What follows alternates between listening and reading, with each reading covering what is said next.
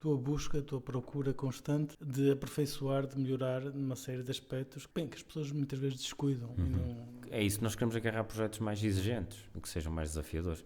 Se há potencial, há. Então, os recursos minerais significam isso mesmo, significam a qualidade de vida.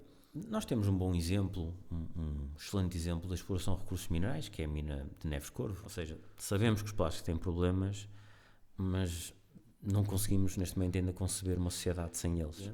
Então poderemos interceptar aqui um recurso geotermal que nos permita, numa situação ideal, ter uma central geotérmica. Eu diria que temos que estudar.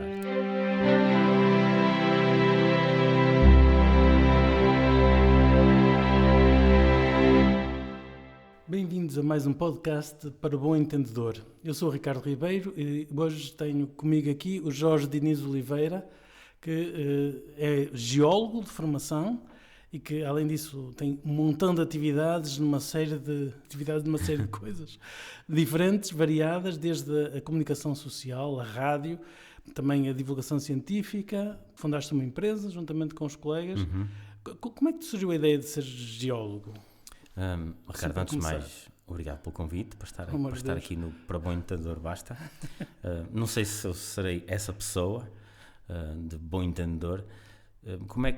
Eu diria que eu tornei-me geólogo, eu não quero dizer por acidente, mas eu recordo-me de estar no meu 12º ano e, portanto, eu sempre fui um aluno mediano, normal, ia passando, sem grandes dificuldades, nunca fui grande estudante, e cheguei ali a meio 12º ano, estudava Científica Natural e apercebi-me, eu preciso de ir para a universidade, porque esta formação, com muita qualidade que tenha, não me está propriamente a dar nenhuma competência profissional.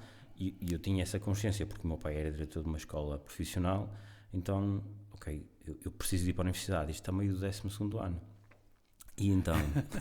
um bocado tardio, de facto. Um bocado tardio. Então, o que aconteceu foi um amigo meu... Mas mais vale tarde que nunca.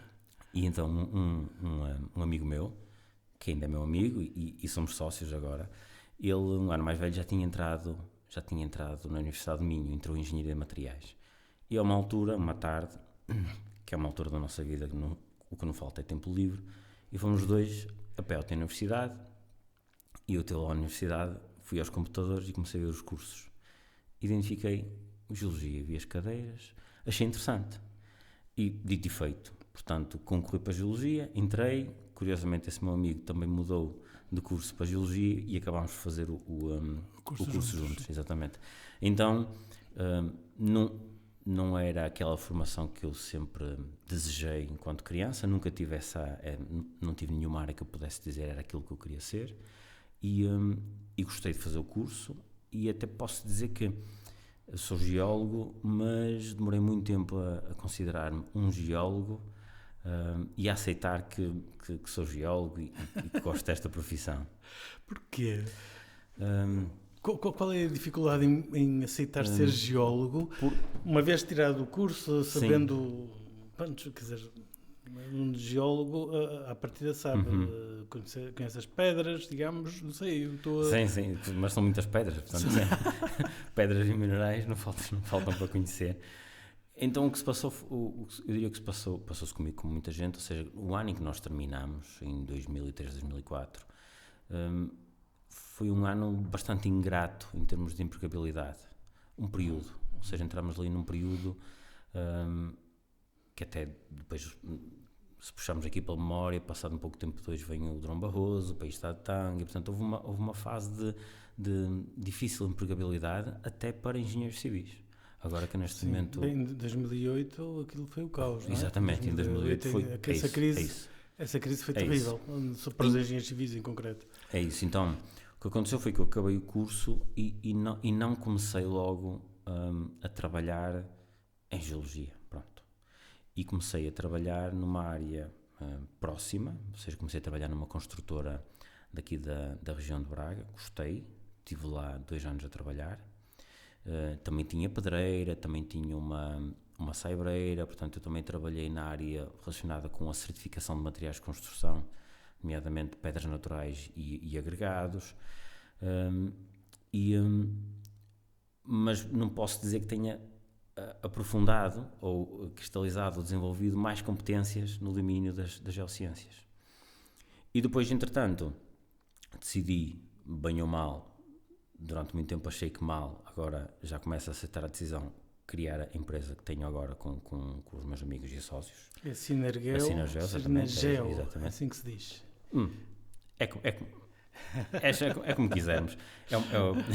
Não é uma palavra propriamente consta do dicionário, portanto, sim, à vontade.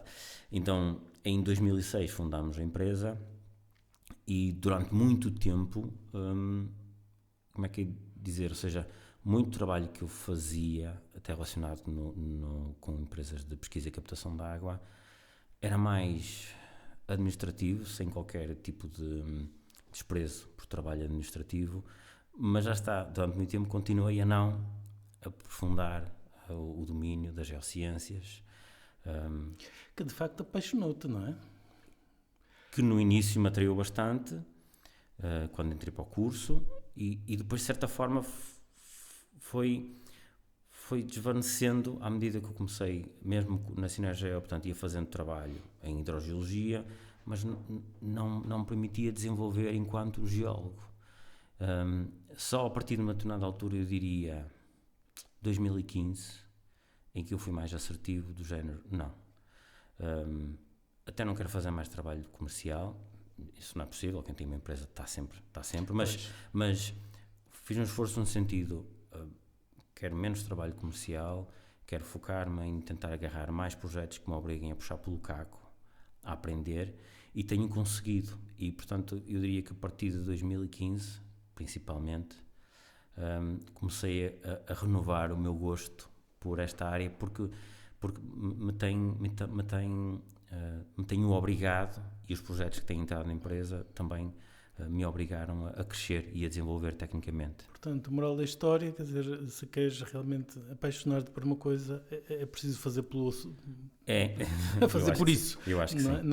Não, as coisas não caem do céu, é preciso realmente estudar, trabalhar, esforçar-se e vencer uma série de obstáculos, provavelmente, uma data de barreiras de potencial.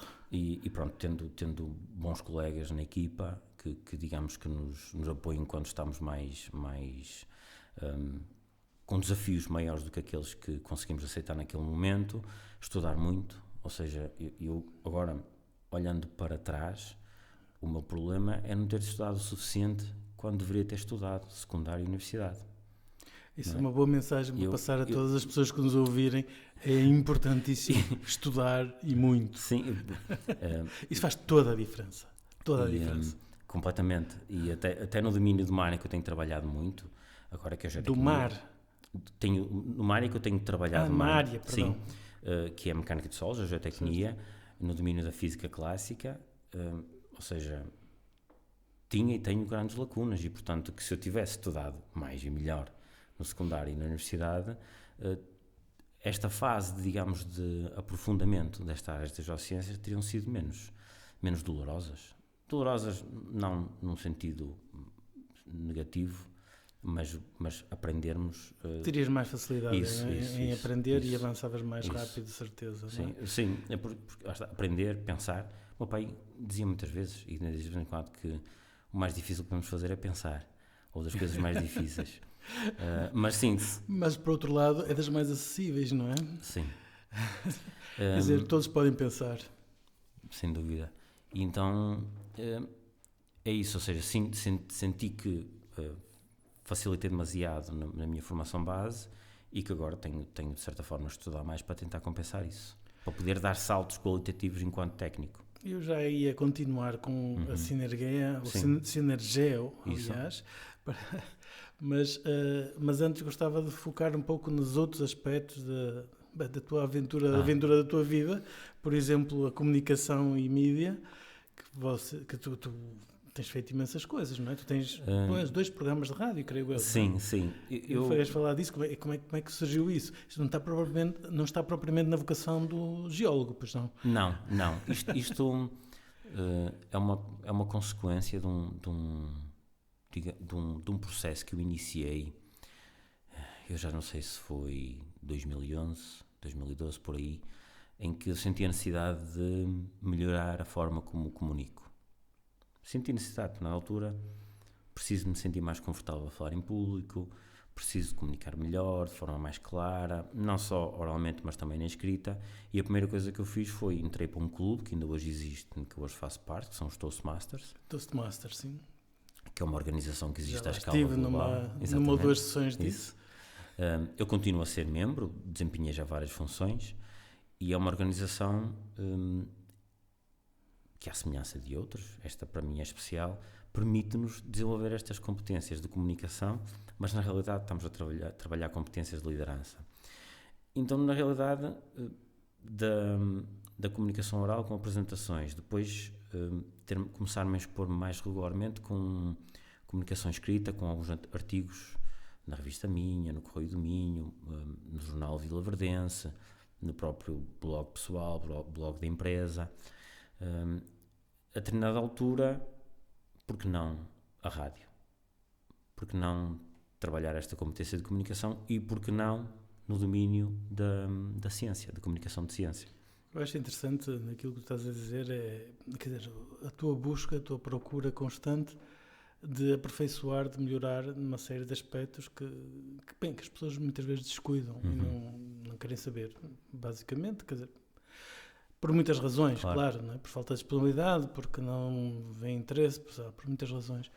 Mas isso acho muito importante, enfim, mesmo para passar a mensagem, quer dizer, é preciso continuar a evoluir.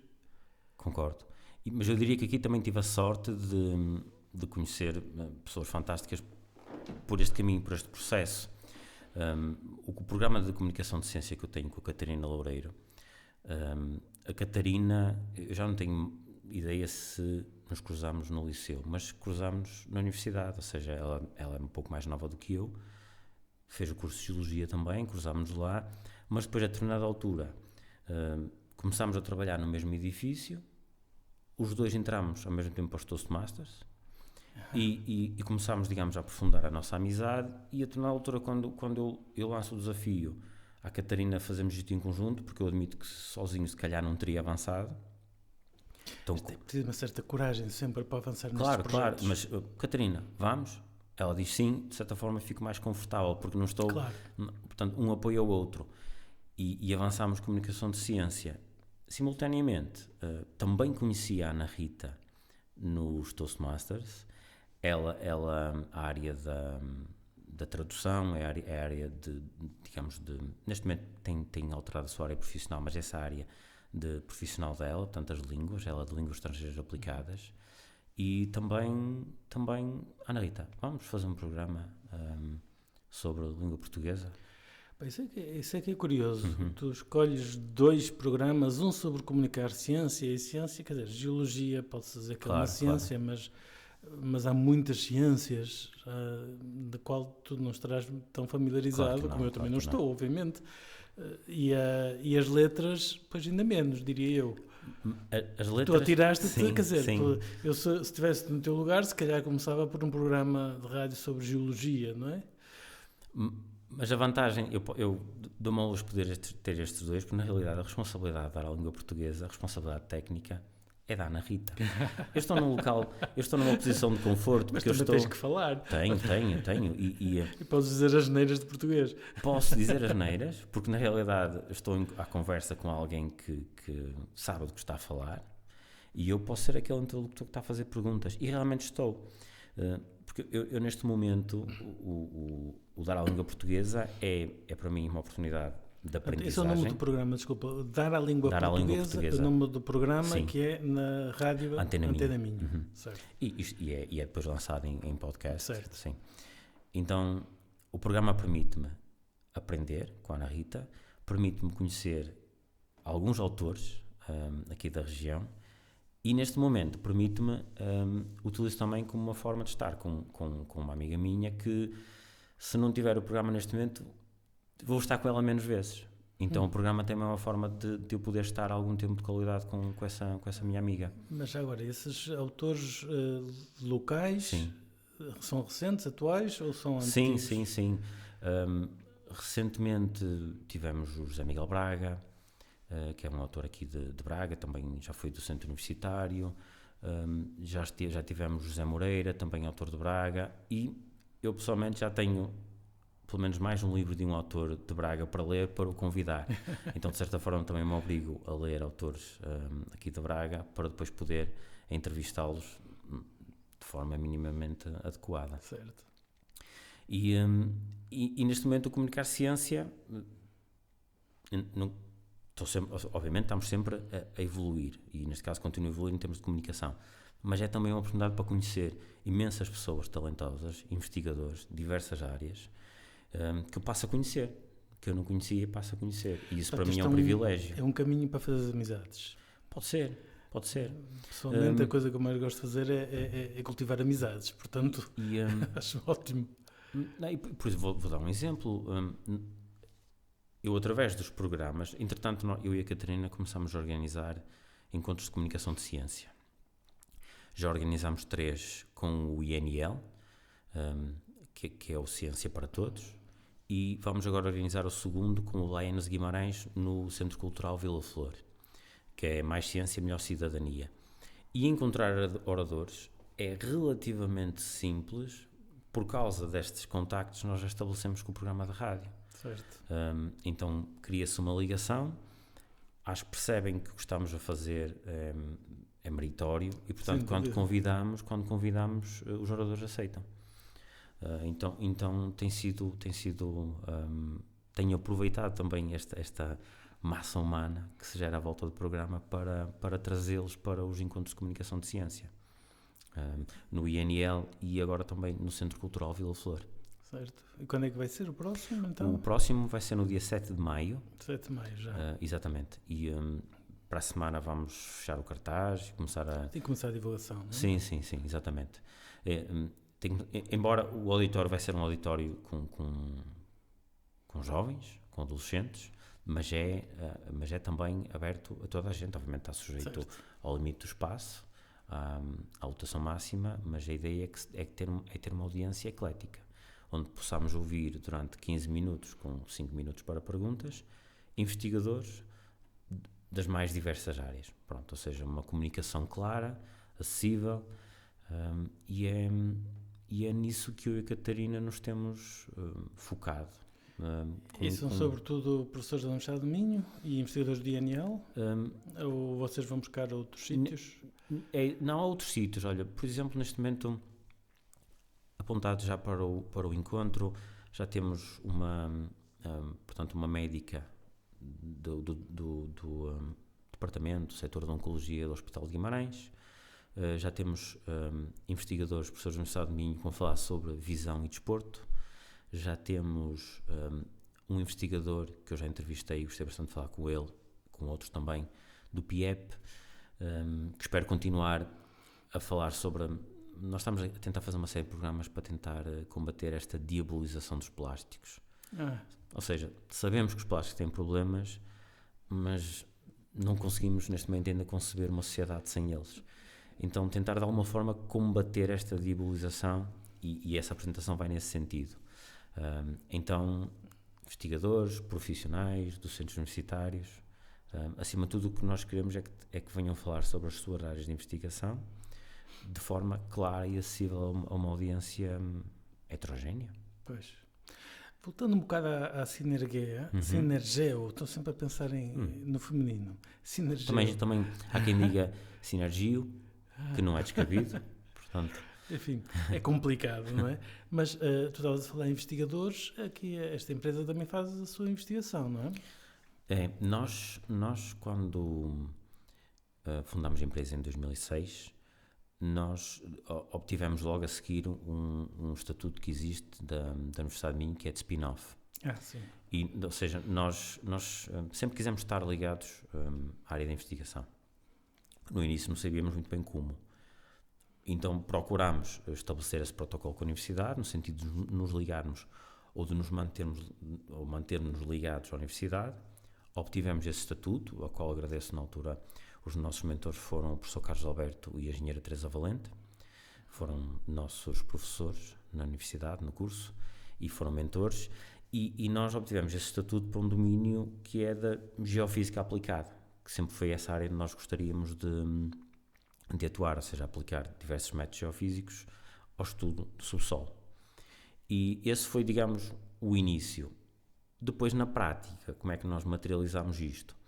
Numa fase inicial, em 2008, ou seja, de 2008 a 2012, 13, tivemos ali 2 projetos de investigação em consórcio com a Universidade do Minho, e eles foram parcialmente financiados pela Comissão Europeia. Um primeiro foi no domínio da aplicação do georradar para detecção de teores de umidade. Portanto, o projeto foi mais amplo do que isto, mas indo ao que interessa tivemos a utilizar o georradar para tentar determinar o teor de umidade no solo. Esse foi o primeiro projeto. O segundo projeto foi o Prospec, começou logo a seguir, em que basicamente, utilizando um conjunto de ferramentas de detecção remota, análise espectral e não só, identificámos ocorrências, neste caso pegmatitos, com interesse económico e, portanto... Para minerar. Se tudo correr bem, para minerar. E esse mineral em concreto, o que é que tem de metais interessantes? Ou seja, nós estávamos na altura à procura, o nosso foco foram pegmatitos. O que é que são pegmatitos? Pois, esse que eu queria. Pronto, é isso. Pegmatito até é uma referência, até remete até para textura, ou seja, são rochas com uma grande granulometria. Mas pesadas? Não, ou seja, os grãos. Ou seja... Okay. Mas na prática o que é que significa? Um pegmatito é uma rocha com uma grande concentração de um determinado mineral. Então, por exemplo, podemos ter uma grande massa de quartzo, podemos ter uma grande massa de feldspato, enquanto, por exemplo, num granito o quartzo está lá, o feldspato está lá. Mas em pedacinhos pequenos. Ora, exatamente, é isso. E nós estávamos à procura desses pegmatitos, que são rochas que se formam, são as fases finais de formação, são os fluidos que ficam para a fase final de cristalização, e por isso é que se concentram, então maiores concentrações, e eles têm esse interesse económico, se não for mais nada, para o setor cerâmico, devido a esta concentração de quartzo, feldspato, mas não é só. Podemos ter tungstênio, podemos ter nióbio, tântalo, portanto podemos ter aqui uma série de metais com interesse económico. E vocês estão à procura disso onde? E nesse projeto inicial nós procurámos essencialmente norte e centro do país, e essa informação está pública. É uma área muito grande, não é? É. Nós definimos áreas-alvo, portanto, região de Viseu, foram definidas regiões-alvo para fazermos os nossos testes, ou seja, fazíamos todo o trabalho de interpretação, de análise de dados de fotointerpretação, detecção remota, e depois íamos confirmar o terreno. Mas estes dados estão públicos, nós publicamos um livro com os resultados. Certo, mas as técnicas que vocês estavam a usar são inovadoras, pelo menos aqui em Portugal? Inovadoras na forma como as casamos, a forma como juntamos, na forma como juntamos diversas técnicas existentes. Mas pronto, o mais importante é que realmente o que nós geramos, afinal, o livro é um livro com uma metodologia que pode ser utilizada e que gerou resultados positivos. Uhum. Olha, vocês foram notícia no jornal Eco Online, não é? Muito recentemente, e lá vocês estavam a aplicar a inteligência artificial a não sei o quê. É isto? É esse tipo de análise, de investigação? Eu se calhar posso ter tido mais olhos que barriga, ou seja, esse é aquilo que nós queremos que seja, talvez, queremos que seja o próximo passo, que é, nestas ferramentas de interpretação, no final tem que haver, eu diria que é como em medicina, ou seja, obviamente nós queremos usar todas as ferramentas ao dispor para tornar os diagnósticos mais rápidos, mas no final queremos sempre que seja um médico a confirmar aquela informação, porque a máquina não tem responsabilidade. Por enquanto. Bom, sim. Vamos ver. Sim, então, o que nós pretendemos desenvolver são ferramentas usando a inteligência artificial para atalhar aqui algum do caminho que seria feito por um operador, um geólogo, um geofísico, o que seja, e que possamos obter informação o mais rapidamente possível, que é o que estamos agora, ainda está em fase de planeamento, o projeto que está numa fase para quem lida em projetos TRL3, e a ideia é tentar evoluir o projeto para um TRL7, pronto. Portanto, vocês fariam uma série de amostragens com as vossas técnicas, que são diversas. Vocês têm um leque, segundo eu percebi, enorme de técnicas que vocês usam para fazer este tipo de análises de composição dos solos, não é? Neste setor da prospecção de recursos minerais, acima de tudo o que nós fazemos é em nome próprio. O que nós temos é uma série de trabalhos dentro da hidrogeologia, da geofísica, até arqueologia, cadastro de infraestruturas, em que nós temos vários equipamentos geofísicos, georradar, sismógrafo, recitívímetro, magnetómetro temos, mas não temos utilizado muito. Então, em que nos pedem para obter informação do que está debaixo dos nossos pés, a melhor forma de o dizer, sem que haja um método invasivo. Pois. E, portanto, por exemplo, bastante interessante. Por exemplo, clientes da área civil querem saber onde é que andam condutas para assegurar que não há nenhum dano em fase de obra. Nós utilizamos o georradar. Temos clientes que precisam de saber qual é o melhor local para fazer um furo de água, prospeção geoelétrica. Temos clientes que precisam de saber, por exemplo, qual é o melhor método para escavar um maciço, mas já que precisam de fazer uma escavação, -1, -2 piso, então utilizamos a sísmica. Então, em função daquilo que o cliente precisar, se for a malta da arqueologia, utilizamos georradar, utilizamos resistividade elétrica, até a magnetometria pode ser utilizada. Em função da necessidade do cliente, nós neste momento estamos, eu diria, muito bem equipados para poder... Às vezes usam radar, ondas eletromagnéticas, eletricidade. Isso, eletricidade. Vocês são física que vocês fazem. É isso. Magnetismo. Mas eu te confesso, às vezes até... Portanto, desculpa. Sim. Vale a pena os geólogos estudarem muita física, basicamente. Vale, sem dúvida. É só para vender um pouco o meu peixe. E eu também defendo, o que acontece na prática. E acaba por funcionar. O que nós estamos sempre à procura é de uma anomalia. Certo. Seja na prática, às vezes já nem estamos a pensar no princípio que está por detrás daquele método, daquela técnica. É procurarmos uma anomalia. Onde é que está a anomalia? E depois interpretar aquela anomalia. O que é que ela representa? É a conduta? É um filão?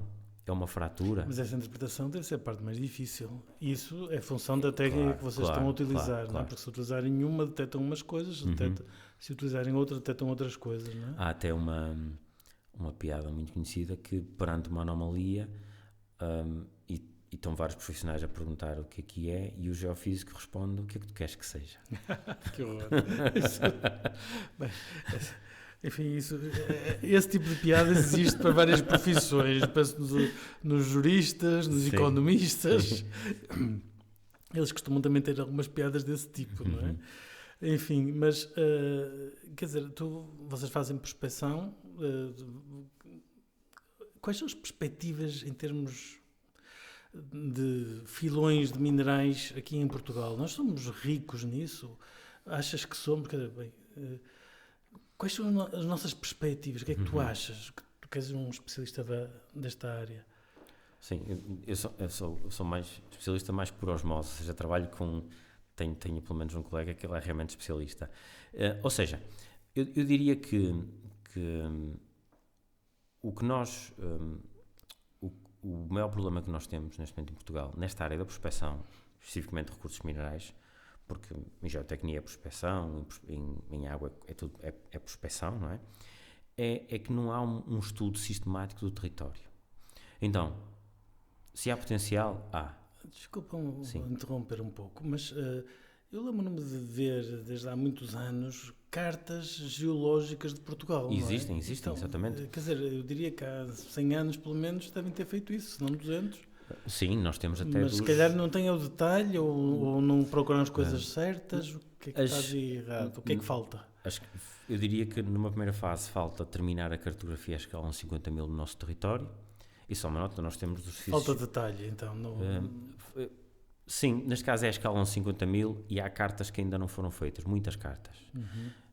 Já existem a 500 mil, a 1 milhão, mas a 50 mil, que é a mais detalhada que nós temos pública, disponibilizada pelo Estado, há muita região do nosso país, muitas regiões, onde essas cartas ainda não foram publicadas, não existem. Não quer dizer que não existe informação geológica.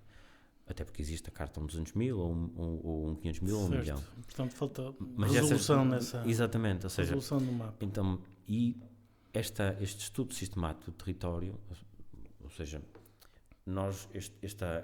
esta aprendizagem do território não termina. Mesmo depois das cartas estarem publicadas, elas têm que ser atualizadas.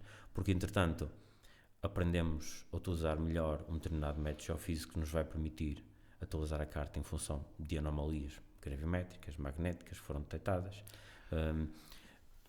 Vocês fazem um mapa gravimétrico, outro mapa magnético, outro mapa elétrico? Sim, essa informação alguma já existe, mas o que eu sinto enquanto geólogo é que não há um estudo sistemático, contínuo, em todo o território, que nos permita aprofundar este conhecimento e que não seja, digamos, necessário, ou seja, quem avança para um projeto de prospecção não comece praticamente do zero. Não quero estar aqui a exagerar a minha análise, mas eu diria que o que nós sentimos e talvez esta diminuição do estudo do território do ponto de vista da geologia lá terá acontecido a partir dos anos 90 e voltando outra vez ao mesmo, nós sentimos que tem que haver este trabalho contínuo de estudo do território, ou seja, permanentemente eu entendo que deve haver um serviço geológico que deve estudar este território de forma regular. Já para não dizer, eventualmente, que acho que nos próprios municípios não há, por regra, um profissional de geologia, de minas, que trabalhe efetivamente nesta área. Eu sinto que vamos, não é perdendo algum conhecimento, mas não vamos aprofundando o conhecimento do território na área das geociências. E sem aprofundarmos esse conhecimento, ocorrências com potencial interesse mineral também não vão aparecer. E daquilo que tu sabes, o que é que tu achas? Achas que Portugal tem potencial? Vale a pena escavar? Acho que vale a pena prospectar. Ou seja... O que é que quer isso dizer exatamente? Acho que isso é importante esclarecer bem o conceito. Ou seja, os projetos uma parte dos projetos que nós... Ouve-se muitas vezes falar na televisão, as minas, as minas daquilo... Uma parte das vezes não é mina nenhuma. As minas de lítio. Eu não conheço mina de lítio. Não conheço nenhuma. Em Portugal não há nenhuma. Eu não conheço nenhuma. E mesmo quando às vezes nas listas aparecia Portugal como o 8º ou o 9º exportador de lítio do mundo, na verdade o que se exportava era feldspato. Portanto, não sei até que ponto é que podemos considerar que era uma exportação de lítio. Então, a maior parte das vezes... Mas exportávamos a pedra, digamos, sim. Tinha lá alguns lítio. E que era para o setor cerâmico. Portanto, pronto, é para o setor cerâmico. Mas a maior parte dos projetos que se fala, as minas, não se está a falar de uma mina. Está-se a falar, se calhar, de um projeto que já está em fase de prospecção, no máximo de pesquisa. O que é que isto quer dizer? Prospecção, nós estamos numa fase preliminar em que vamos utilizar o máximo de métodos e técnicas ao nosso dispor, sem ser invasivo. Ou seja, eu não vou escavar nada, eu não vou furar nada, eu no máximo, num afloramento, retiro umas amostras, envio para a análise química, numas linhas de água recolho umas amostras, envio para a análise química, mas os métodos e técnicas que se aplicam são técnicas não invasivas. É o trabalho clássico de geólogo de campo, é fotointerpretação, portanto, interpretação de fotografias aéreas, de imagens de satélite, é a aplicação destes diversos métodos geofísicos que já referi, utilizamos aqueles que entendemos mais adequados, e esta é a fase de prospecção. E os projetos, a maior parte dos projetos começam e morrem nesta fase. Pois, porque não encontrou nada, basicamente. Não se revelando nenhuma anomalia que justifique avançar para a fase seguinte, que é de pesquisa, e aí sim, pesquisa, não estamos a falar de mina, pesquisa, que têm o seu impacto, portanto são furos que se fazem, claro, qualquer atividade humana tem impacto. São furos como os furos de água, não é? Uma coisa vertical mais fundo, que sim, recolhe... Sim, já agora, quão fundo é que aquilo chega? Ora bem, um projeto que eu estive envolvido, acho que tivemos ou seja, estamos a falar de uma fase de pesquisa inicial, 250 metros, pronto, normal. E depois de fazer a furação, sela-se o topo do furo para que não haja infiltração de algum tipo de contaminante. Bom, há cuidados que se tem. E mesmo aqueles que avançam para a fase de pesquisa, a maior parte deles não seguem para a fase de exploração experimental ou de avaliação da validade económica no sentido de avançar para uma exploração.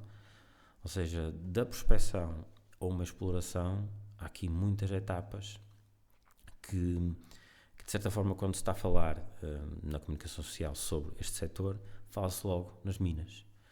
E as minas são o resultado de muito trabalho, e diria trabalho e sorte.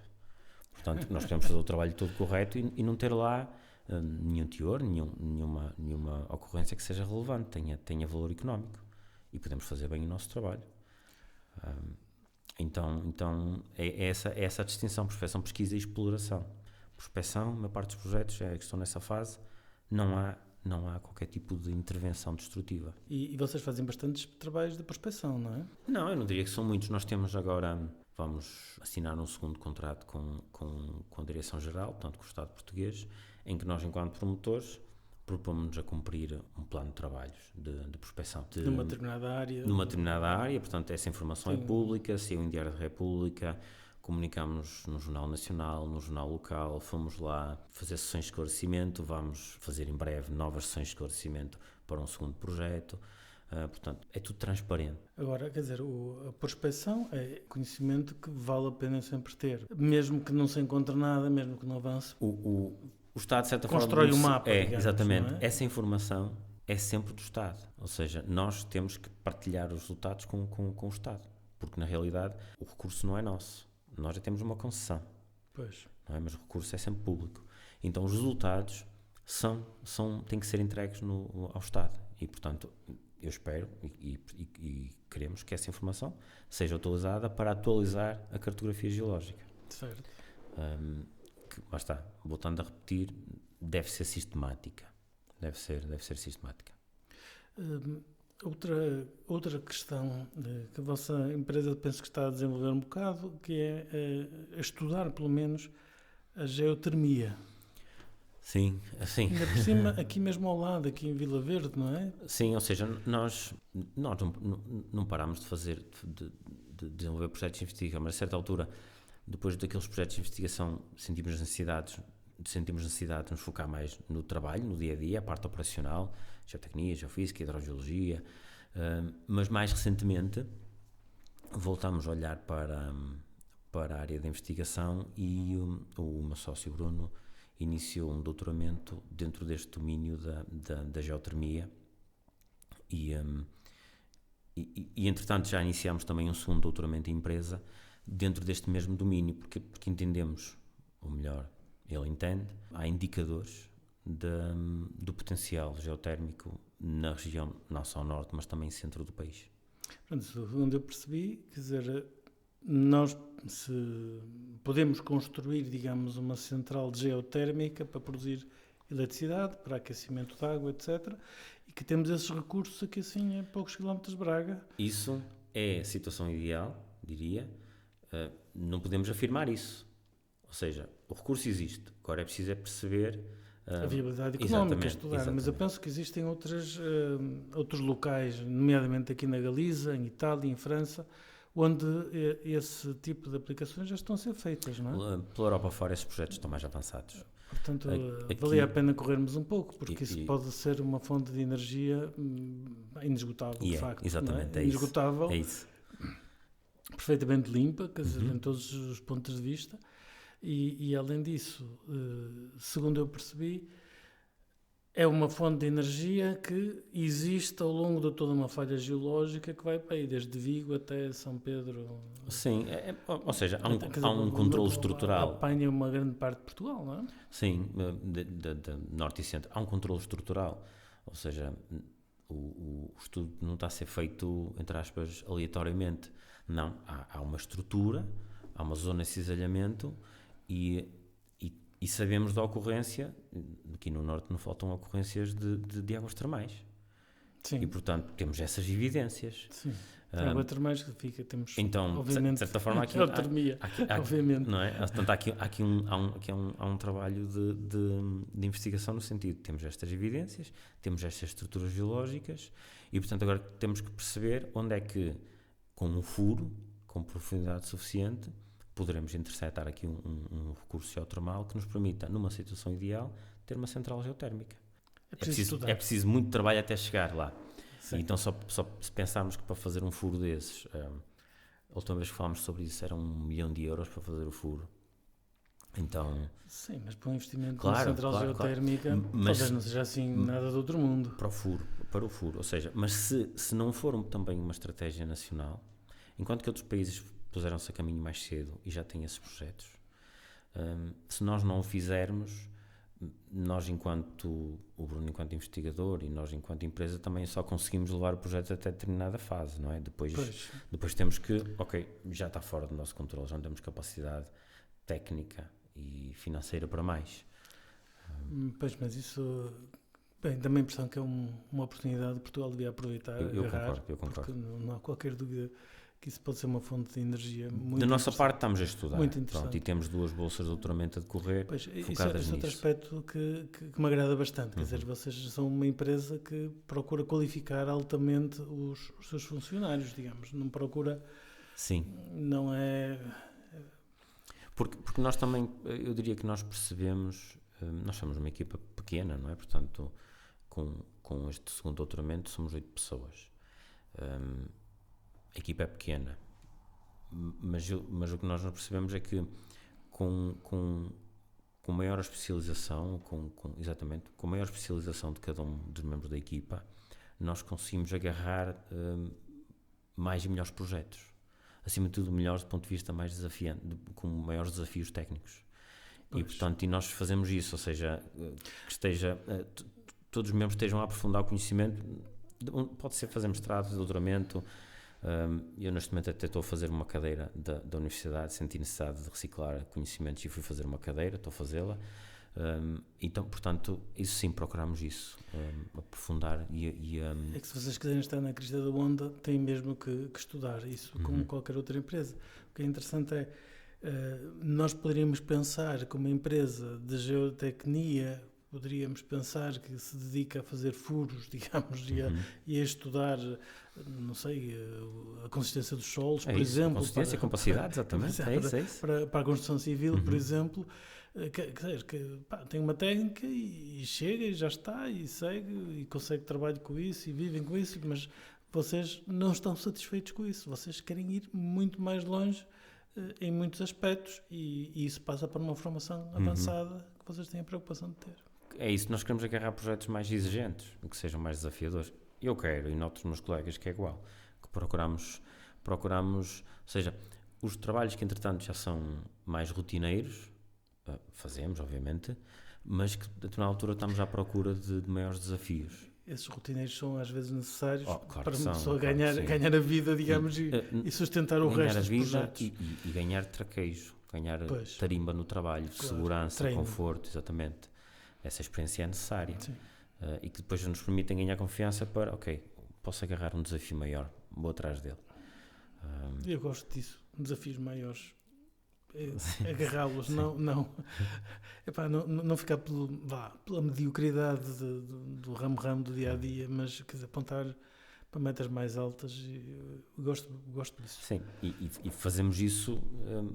Ou seja, obrigámos-nos a estudar e desta forma ganhámos as competências necessárias para ir atrás desses projetos. Outra coisa que vinha no artigo famoso que saiu no Eco, vocês também falam lá de hidrogênio geológico.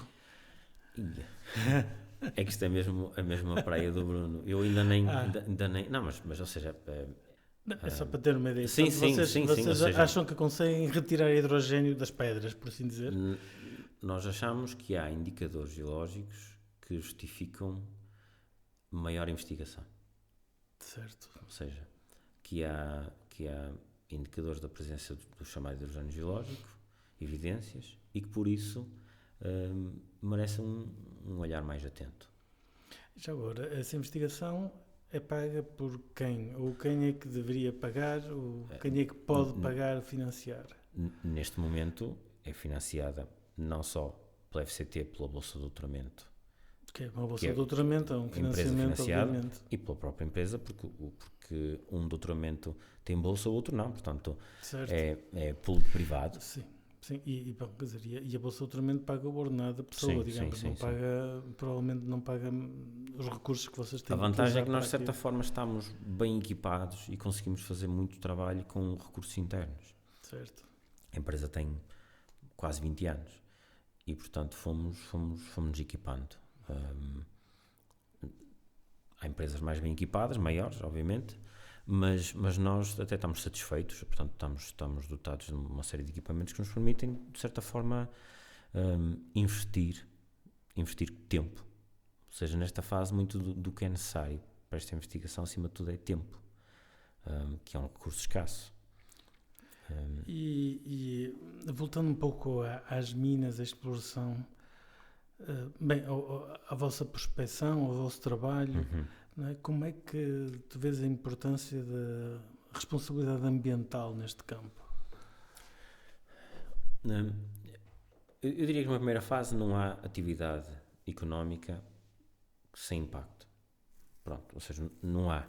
E, portanto, querer que o setor mineiro não tenha impacto, portanto, acho que não é honesto, ou seja, não faz sentido querer que uma atividade mineira não tenha impacto quando mais nenhuma atividade, todas as outras atividades têm impacto.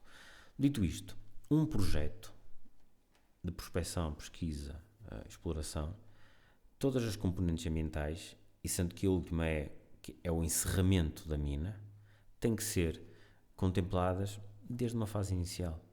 Encerramento, podemos discutir se realmente uma mina se encerra, se não entra apenas em manutenção, porque poderá haver um novo ciclo económico em que determinado metal que não era utilizado passa a ser utilizado, entretanto aumenta a valorização e a mina volta a ser explorada, ou seja, encerramento da mina ou manutenção. Bom, mas todos os aspectos ambientais devem ser contemplados desde a fase inicial. Numa fase de prospecção quase não há impactos, na fase de pesquisa já temos furação, já existem, e esses impactos devem ser considerados. Há pouco falei, faz-se a furação, recolhe-se os carotos ou então os cutting, que é o pó da furação. No final é preciso assegurar que não fica o buraco aberto, para que não haja entrada de algum tipo de contaminante que possa eventualmente contaminar a água subterrânea.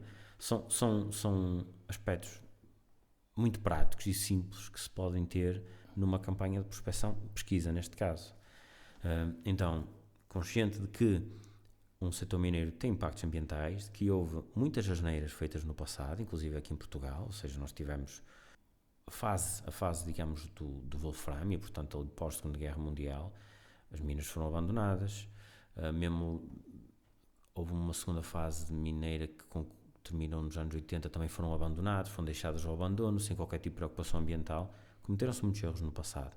Não quer dizer que aqui na Europa, estou a falar aqui na Europa, que esses erros vão ser cometidos novamente. E, portanto, devemos ter uma regulamentação exigente,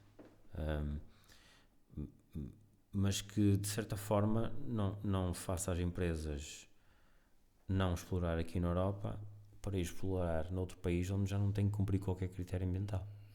E aí poluem que se fartam e estragam tudo. E, portanto, porque ninguém se chateia com isso. Aí ninguém se chateia. E, portanto, eu não quero isso. Portanto, acho que, ou seja, eu não fico mais confortável por saber que está a ser feita uma exploração no Chile, que não tem qualquer preocupação ambiental, só porque é longe. Não fico propriamente confortável. Sim. Quer dizer, nós na prática acabamos por utilizar esses materiais, claro, não é? Claro, não deixamos de utilizar, claro, como falavas há bocado, os plásticos. Nós não vamos deixar os plásticos, não vamos deixar as baterias e todas. Sim. E, portanto, se queremos usar, temos que minar esses materiais. Se queremos manter o nosso nível de vida, Portanto, eu gostaria de manter o meu nível de vida e se calhar até subir o meu nível de vida. Nós precisamos destes recursos minerais. Mesmo com reciclagem, obviamente temos que reciclar mais, temos que reutilizar mais, sem dúvida, mas a mineração vai fazer parte do nosso futuro, se quisermos um futuro com qualidade. Como já ouvi muitas pessoas dizer, e é engraçado, não é? Se queremos voltar ao tempo do arco e flecha, então tudo é possível. Tudo é possível, mas se queremos saúde... Em geral querem que os outros voltem ao arco e flecha, mas não eles. Eu percebo que aquele modo de vida que é idealizado, cada um com a sua horta, cada um com a sua quintinha, produzir a sua comida, soa bem, mas na realidade o que isso significa é fome. Portanto, todos nós, se voltarmos para esse período, vamos passar fome. Então, os recursos minerais significam isso mesmo, significam a qualidade de vida. E então, podemos fazê-lo cumprindo as regras, as mais apertadas regras ambientais europeias, podemos fazê-lo. E nós, no nosso caso, que estamos a iniciar projetos que vão iniciar a fase de prospecção. E se correr tudo bem, daqui a 10 anos estamos a falar de exploração. Mas já nesta fase, nós já estamos a considerar quais são os impactos ambientais que o projeto tem. Tem que ser, não é? Tem que ser. E há alguns projetos que estamos, inclusive, a colaborar com uma universidade na área da proteção civil para já começar a fazer um trabalho, já nesta fase inicial, de quais são os riscos que existem. Ou seja, nós queremos usar estes materiais todos, queremos vamos ter que os minerar, não é? Nós podemos optar por, descuidando do ambiente, de qualquer maneira, ter esses minerais de uma forma barata e económica, mas de um país qualquer do terceiro mundo. Podemos já nem ter acesso a isso. Bem, enfim, supondo que temos, ou podemos recolher esses materiais aqui, aproveitando a riqueza do nosso país, as riquezas que nós temos, e fazendo de uma forma que seja sustentável do seu ponto de vista ambiental. Sim. E que tenha um mínimo de prejuízo para a terra em geral, digamos. Portanto, parece esta segunda hipótese parece mais interessante. Nós achamos que embora nos fique provavelmente bastante mais caro do que ir a explorar o pessoal da África ou da América Latina. E depois que eu diria que é uma decisão política, estratégica dos Estados membros da União Europeia, no sentido de assegurarem esse recurso, não é? Até podemos não avançar para uma exploração, mas sabemos o que temos. Saber é a primeira coisa que temos. Fazer a prospecção. Se não soubermos o que temos, numa situação de alteração de geopolítica, em que aquele recurso, em que não temos acesso a um determinado país que tenha aquele recurso, vamos buscar onde? Então, no mínimo temos que conhecer para podermos tomar a decisão mais adequada. Mas nós, eu sou da opinião que nós podemos e devemos fazê-lo aqui na Europa, e por isso é que nós pusemos os pés ao caminho, tendo sempre consciência de que as exigências são grandes, mas estamos cá para as cumprir. Certo. Portanto, talvez um futuro brilhante na exploração dos recursos minerais aqui em Portugal? Eu vejo, aliás, nós temos um bom exemplo, um excelente exemplo da exploração de recursos minerais, que é a mina de Neves Corvo. Ou seja, no Alentejo. Exatamente, é uma mina de referência à escala europeia, é uma textbook, ou seja, está descrita em livros. O salário, ou seja, é uma das regiões com o salário médio mais alto em Portugal. Nós não vemos manifestações de ninguém lá, Neves Corvo, à frente da mina, a pedir para fechar a mina. Isso é impensável. Principal empregador, um grande exportador nacional, bons salários, bom emprego. Então, temos um bom exemplo. Ou seja, eu gostaria de poder contribuir para que outros projetos, 2 semelhantes, próximos, mais pequenos, pudessem surgir noutras regiões do país. Ou seja, se podemos ter um futuro promissor, eu acho que já temos uma realidade interessante e positiva, que é a mina de Neves Corvo. Acho que podemos e devemos trabalhar para tentar criar aqui novas realidades. Essa é a segunda mina maior de cobre da Europa, não é? Não sei se é a segunda ou terceira, mas sim, é das maiores. É das maiores minas de cobre da Europa. Tu achas que nós temos em algum outro sítio em Portugal uma mina com essas potencialidades, ou melhor, um jazigo, vá lá, com essas potencialidades? Eu diria que temos que estudar. Tens esperança, pelo menos. Mas nesta fase de prospecção lidamos mesmo com esperança. Realmente há indicadores, há dados históricos, há indicadores, certo. Mas quando falamos de horizontes de 10 anos, de certa forma temos aqui alguma esperança envolvida no... Obviamente que nós gostamos, é caro isso, ou seja, gostamos desta área. E se não for mais nada, temos a satisfação de ter estado envolvido, fizemos o nosso trabalho bem feito, não deu nada, fizemos o trabalho enquanto geólogos, mas há esperança envolvida, sem dúvida, não é? Nós temos esperança que aquilo que indicadores, bons indicadores que existem, históricos e geológicos estruturais, possam revelar uma anomalia de interesse que nos permitam, numa primeira fase, avançar para a pesquisa. Uma anomalia de interesse. Espiada a expressão. É isso. Não, estamos a procurar o que é diferente. É sempre isso. O que é diferente ali? Pois, vamos ver, quer dizer, só posso desejar que vocês consigam fazer um trabalho extenso e intenso, extenso para que cubra uma área bastante grande do país, e intenso que seja é um detalhe, não é? Com detalhe para determinar de facto quais são os recursos geológicos que Portugal tem, que é uma coisa que vale muito a pena explorar, acho eu, não é? Prospectar. Sim, ok. Prospectar em primeiro lugar. É isso. Ok, olha, Jorge, eu acho que ficamos por aqui para hoje, não é? Obrigadíssimo por teres vindo. Não, obrigado pelo convite. Até à próxima.